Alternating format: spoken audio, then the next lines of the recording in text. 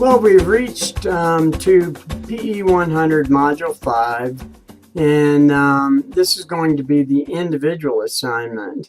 And as we said in the previous, in the discussion board, the methods of delivery is a good way of describing it, but it encompasses so much. It's about learning all the 21st century technology, knowing which mediums and what areas we like to work within, which give us the best results, and which areas are somewhat problematical for us and actually lead to disputes in some case. So what we're really going to look through here is looking at the soft skills associated with methods of delivery versus the many aspects of hard skills that we just went through within the discussion board.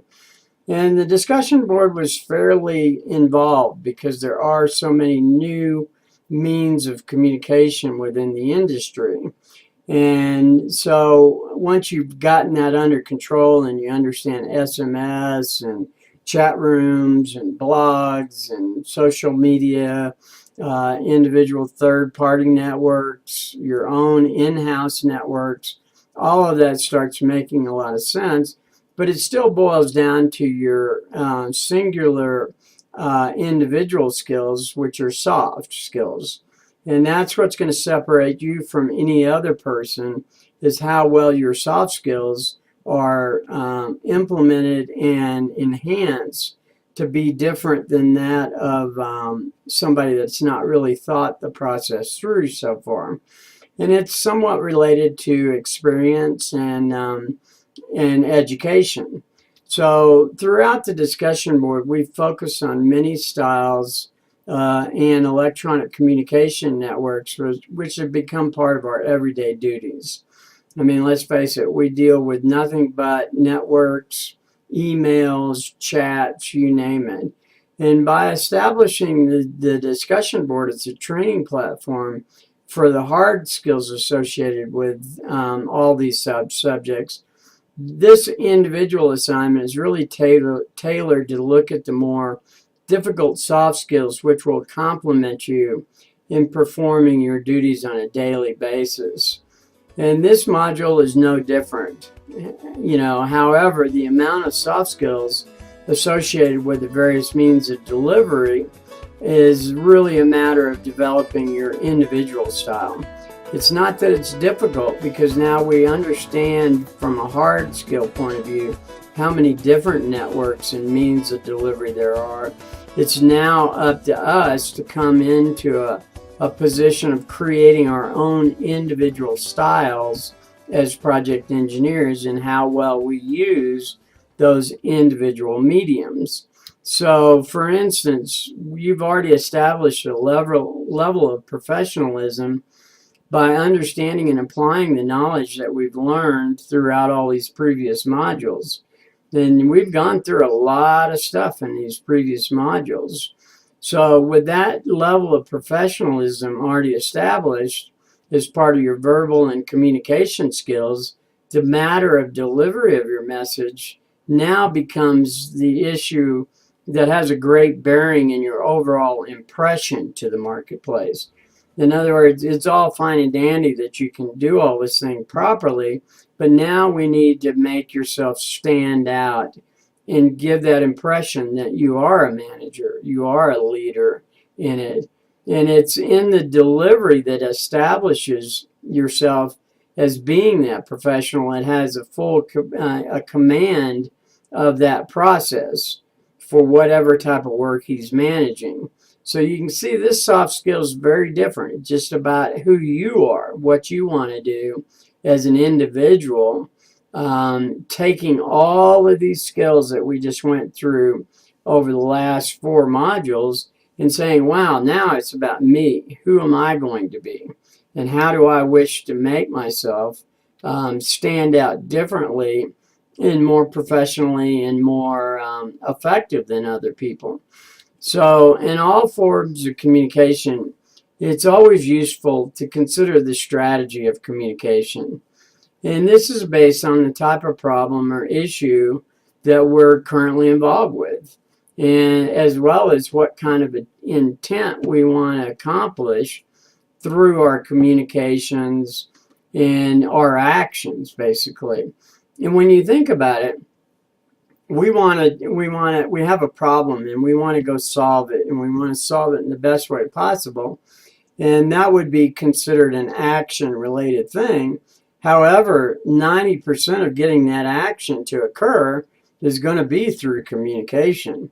That action is not going to go do itself. You're not going to bend that piece of 4-inch conduit and get it landed inside a switchboard without understanding a way to communicate that it needs to be this far here. The drawings need to communicate the actual dimensions. The specs have to, generate the actual types of materials. So as you can see, how well we communicate all those things has a great bearing on how we're able to accomplish the actions that we need. And communications strategies don't have to be about formal written documents. They simply involve taking the time to think about a communication problem or issue and determine the best approach for communicating the message or information necessary to solve it. So basically, when you think about it and you walk in and you see a real problem out there, it's not so much, first you can identify the problem and you can really understand what the right answer is to resolve the problem. But if you're not able to communicate it properly, to be able to buy the right materials first, and then to be able to get the engineer to approve the solution second, to make sure the owner's not upset about it because of a delay to the project, that's communication at third level. It's all about communication. And, such an approach is especially true for simple issues that need to be conveyed about low-risk situations that really haven't generated a high level of concern. However, we know in circumstances, that have high levels of public concern, or the owner or whatever, or cleanup issues, it's going to be more controversial, and you're going to need a more formal written strategy that needs to be in there to ensure that everybody involved is they're allayed of their fears and their concerns, and that you're able to actually get the resolution in place in a timely fashion. So in your low risk situations, it could be nothing more than 1 or 2 emails, and you walking out to the job site foreman and saying, I've done a study on this, and I can see this, and this is an issue. What do you think? And let him go into an impromptu conversation so you can really get why it is that he's not able to facilitate the change you need to have happen. So that is a matter of methods of communication. You're not going to actually communicate very well with that guy in the field if you're sending him an email, because first of all, he doesn't even go check his emails, if he even has an email account to start off with. Secondly, that's not really a common social relationship for job site foremen to talk to project managers via email. Now that's changing, and you're going to have to stay aware of that change. But the point really is you need to be able to adapt yourself and your communication skills and your method of delivery to match the circumstances you're running into, to always end up with the solution you felt necessary, or overall the data shows is the right way to go about it. So when significant events or issues arise, by establishing a communication strategy, it can really help you organize the information that's going to need to be communicated. And then you can identify the concerns and ensure that you get to the right people to talk to. Because many a time you may go in to solve a problem and you've got the wrong room. You've got 4 guys that have nothing to do with the problem, and 1 guy that is supposed to be in charge of it that could care less about that. He's more of a structural steel kind of guy, perhaps, and you're trying to deal with a finish issue. So you need to make sure all of those things are tracking, and that's why the soft skills associated with this module are so important, because we're really just taking everything that you've learned so far and trying to make it work in every environment you get into. And the soft skills necessary to complete the process of effectively communicating your work to the clients, peers, and coworkers will be recognized through the process in which you introduce your communications. So they're going to, if you're involved with it and your soft skills have honed you in to make sure you're effectively getting your communications to the right people, they're going to realize they're part of the process and that you are the leader of resolving that issue, which is a big step. And that's really where you want to go to as a project engineer, and especially as a project manager, because you're trying to get things fixed. That's your main job. And we can see that beyond the hard skills of developing professional communication, we should frame this effort into a communication strategy that allows yourself to resolve your issues in which they're very proactive, rather than finding yourself at the direction of your clients that may not understand where you're living and the importance of the decisions.